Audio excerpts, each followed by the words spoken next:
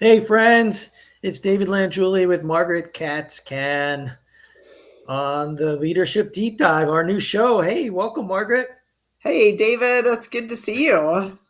Good to see you too. I was savoring some jambalaya before we got on, and Margaret and I were talking about our We were jambalaya. comparing recipes. We were comparing recipes, and she did hers in an Instapot, and I did mine on the hot stove, and that's a lead in to the topic today.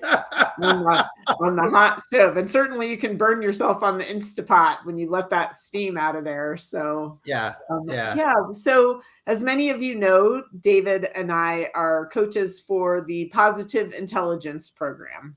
And one of the moments in the program that really has people scratching their heads, I think, and wanting to understand better is that the founder of the program, Shirzad Chamine, says the minute you feel triggered or you feel what he would call your saboteurs or your judge taking over, it's like they are serving the function of a hot stove, and your job and your personal development journey is how fast can you pull your hand off of that hot stove.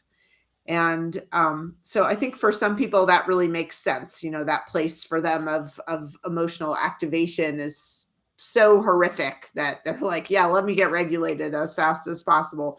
But there are many other people who sort of feel like, well, aren't I supposed to feel my feels? You know, aren't I supposed to experience these emotions? And so it's kind of a cool place of discussion. I don't think there's a right, well, I think Shirzad might say that there's a right answer, but I think for the people who engage, it takes them a while to find their personal relationship with that yeah, idea.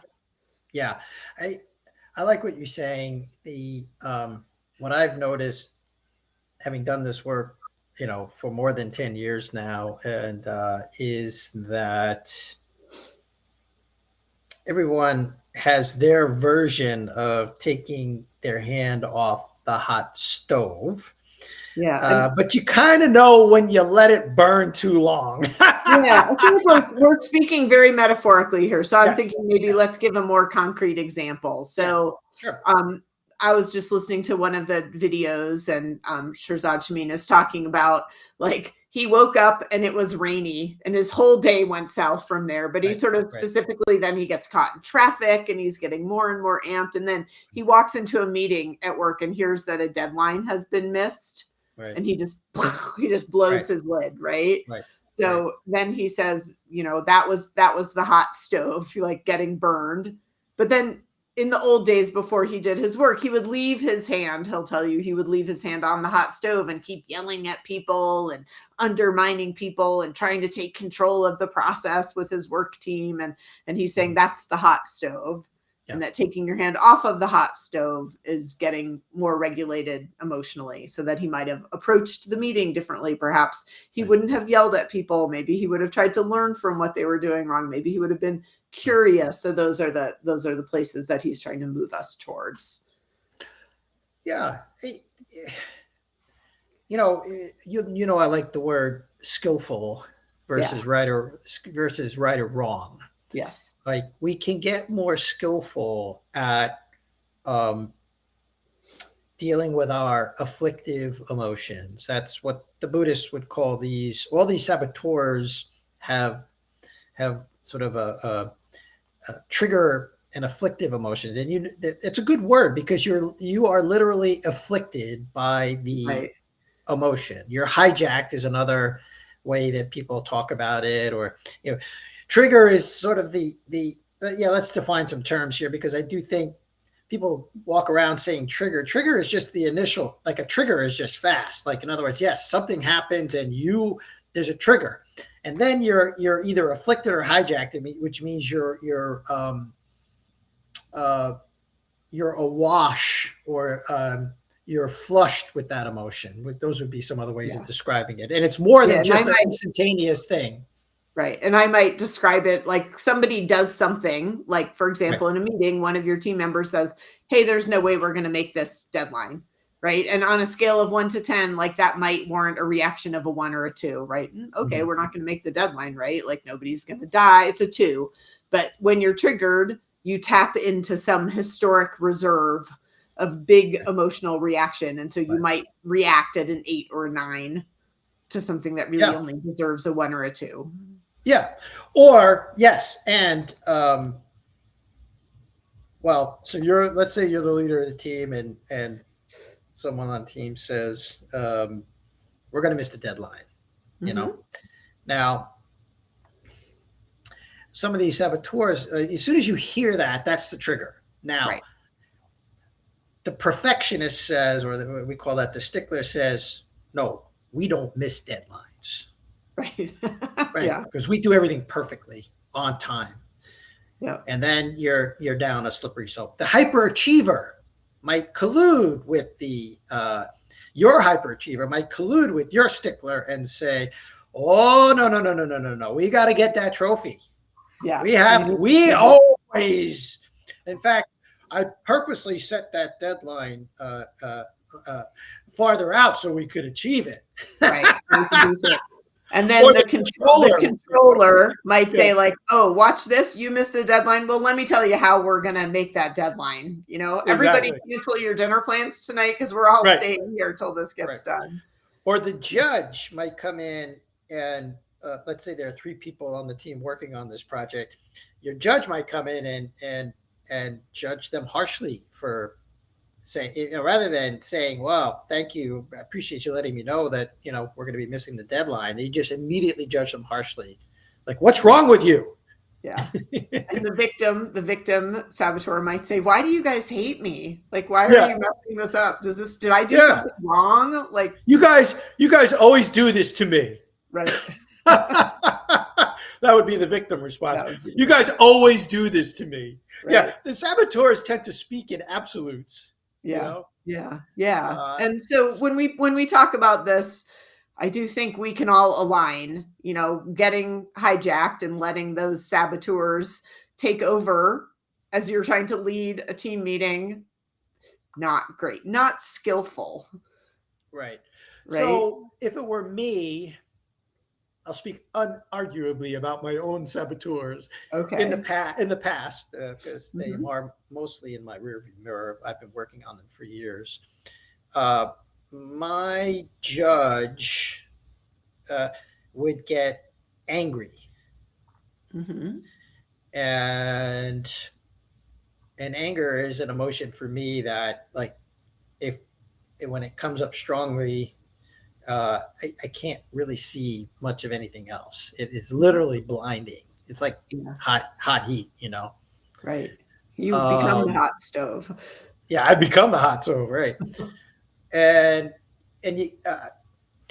I when I get that way, I can't see clearly. So I can't innovate. I can't think of creative solutions. I can't get curious about what happened. Those are some of the sage powers of this positive intelligence program. Or I can't look forward 10 years from now and think about how, this was like no big deal in hindsight, right? 10 years from now that we're going to miss this deadline. So I am unable to be skillful in the moment when I am hijacked by my saboteur, my judge, which is now angry at the team for having missed the deadline.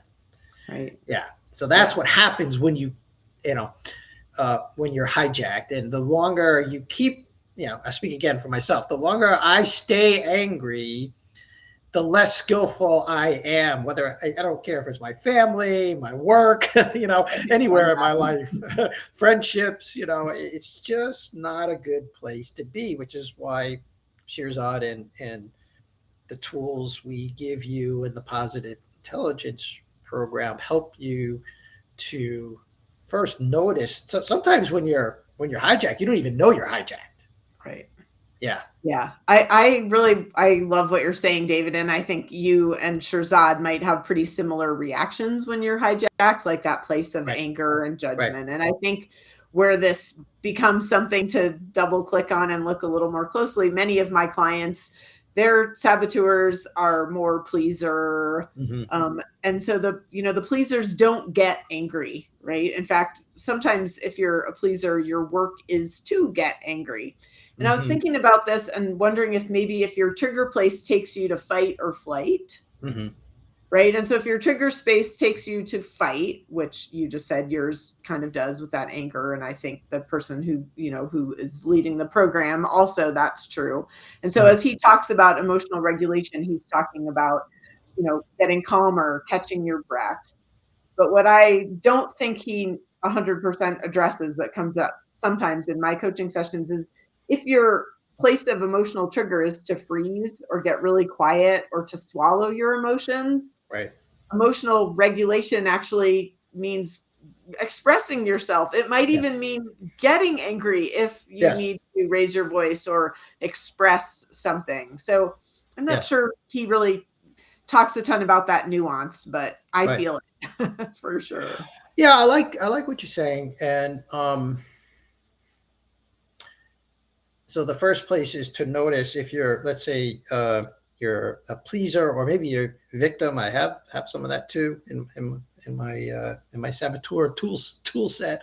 Uh, Mhm. you know, the victim is always disappointed. And then it is a retreat, like it's a way of getting attention by Right. being small and Yes, emotional dysregulation looks really different if you're a right, freezer or a right, flighter or right, a fighter, or I guess right, fawn is another one if you're a fawner, like depending on right. what your nervous Yeah, system does in the face of trigger, recovering to a more emotionally stable place looks really different depending on where right. you start from. Yeah.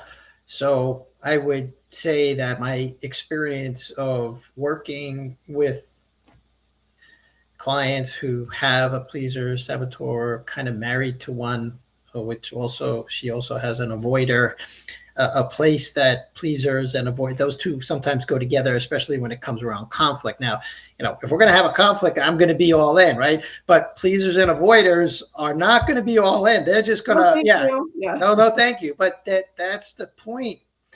And this is the place where you notice that you're freezing or fleeing. Right. You're noticing that this is your response, or you're trying to please, or you're trying to avoid.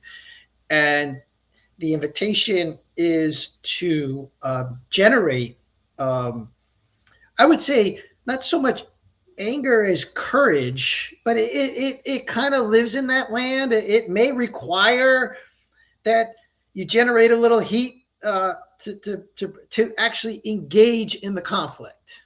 Mhm. Yeah, Yeah. absolutely. Or to protect your own toes from being stepped on sometimes, Yes. you know? Yes.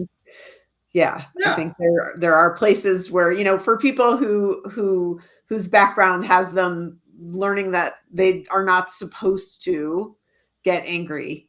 Sometimes a little anger is not the worst thing in the world for those people. So let's say something more about it, because before we got on the show, and since this is a leadership deep dive, we are going deeper than the 7 week program might allow. Although if you hire one of us to be your coach, we'll go there, because we Yeah. have this nuance. Margaret and I have this nuance, and we have a little bit more vocabulary around it. But the PQ program is a great place to start.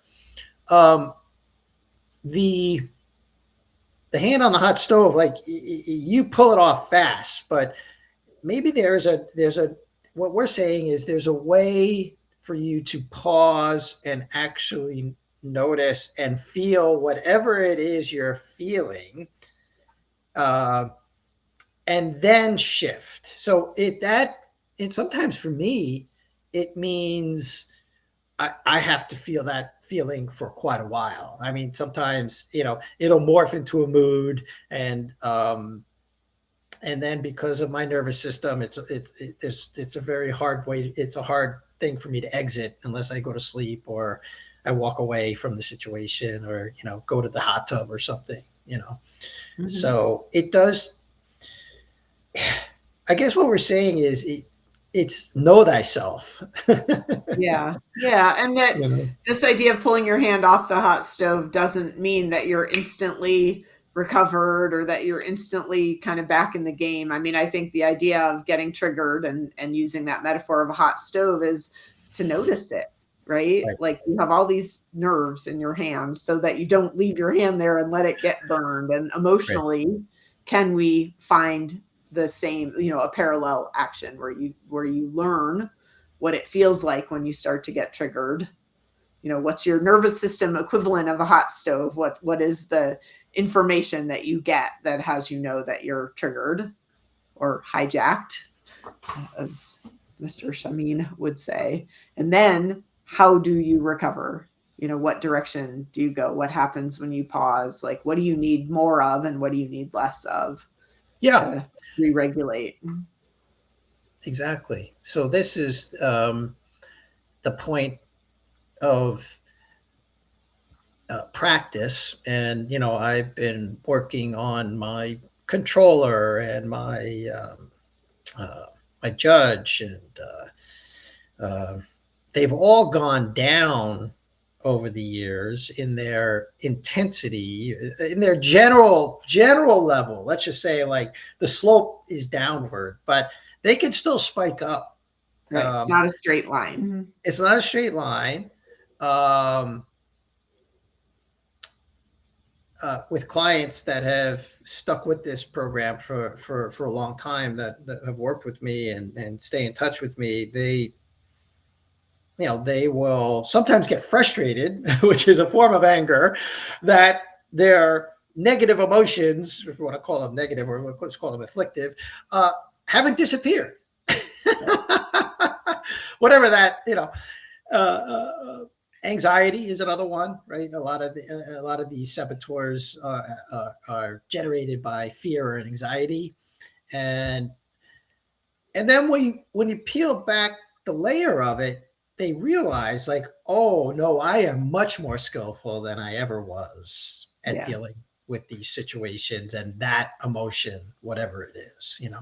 Right. I don't think any of us in this lifetime gets to expect to never feel frustrated or Right. derailed or, Yeah. hurt or, I think the personal journey is to learn how to recover sooner.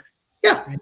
And that is it's a practice, like anything else in the mindfulness realm of mindfulness. And this is a mindfulness based program based on a lot of neuroscience, cognitive psychology, performance science. And the aim is to practice, practice, practice. That's the only way you get to Carnegie Hall. And it's an ongoing thing. And it's really only, I'm noticing as we're having this conversation, it's in the rear view mirror where you can see your progress. Yeah, I think that's true. And Or sometimes noticing like, wow, when I used to get derailed, it would take me, till the next day to recover. And now, I don't know, sometimes 3 minutes, sometimes an hour and a half, but that's a huge improvement. That's a huge improvement for me, you yeah, know? Yeah. right. And for some of you out there, it might be not avoiding. So not it's refrain from avoiding the difficult emotion that you're experiencing. You see, this is the counterintuitive part. I think we just nailed it. For some of you out there, actually the avoider saboteur will have you avoid these afflictive emotions and when you really need to experience them. And I think this is getting at the heart of what you and I were talking about before we got on the show. Yeah. Yeah. And I think just as a reference point in the program, grief is exempt. Grief does not count as an afflictive emotion. I think that's Yeah. the founder of this program says grief is part of life and it's not one you get to pull out of. You have, Yeah. It's part of life. And I would say, I don't know if he says this, but just as you were saying it, I realized grief is part of love. yeah. Actually, Yeah. it's that you loved someone that you're grieving. So that's really kind of, see, this is how complex emotions are. Yeah. I'm here today. Maybe this has never been said before live on LinkedIn, that grief is part of love. Grief is part of love. It's how you know It you love is. somebody. Yeah. Yeah. It is it's a nuance. It's love. It is. Grief is love. I just realized that now while we're Yeah. having this conversation. Yeah. Like you cared for someone. Yeah. Yeah. And they're suffering or maybe they died and you're grieving And then because you love them. you have to Yeah. feel the loss of that. Yeah. But I just like mentioning Right. that because I agree with the program on this, like that grief is not, it's not a healthy feeling to put in the hot stove category. Yeah.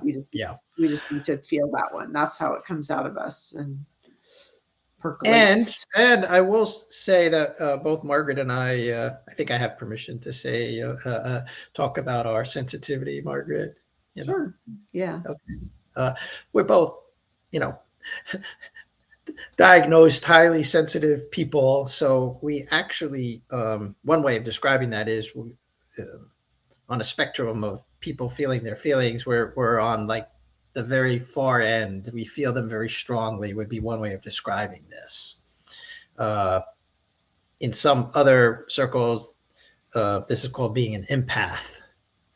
And Well, then we also feel other people's feelings sometimes. that's correct. And we feel other people's feelings. And my experience, I can only speak unarguably about my own experience having discovered this about myself. I guess I always knew I was this way, but I stuffed it down for a long time.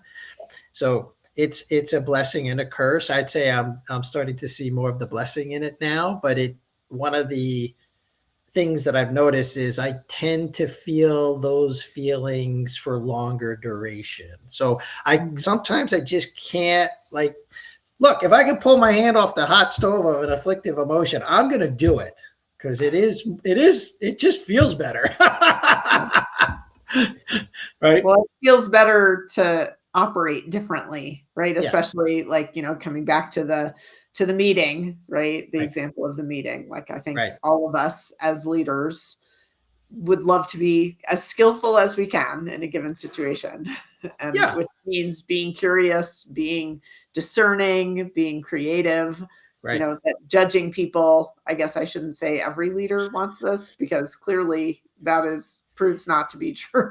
But If every leader wanted this, you and I our coaching practices would be completely booked. it's true. I think there are unfortunately bad bosses out there, but for people who would really like to, lead from a different place, this is a skill that we all aspire to.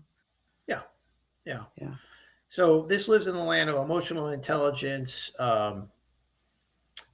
more mindfulness, being aware of your triggers, your reactions, and responding more skillfully. So if that's the kind of leader you want to be, reach out to one of us and we'll get you going and get you started in the positive intelligence coaching program. It takes 7 weeks. It's the payoff is huge. Yeah. The return on investment is just unbelievable. So, stop avoiding and reach out to one of us. Anything else, Margaret? No, nope. See you next time. All right. See you next time on the show.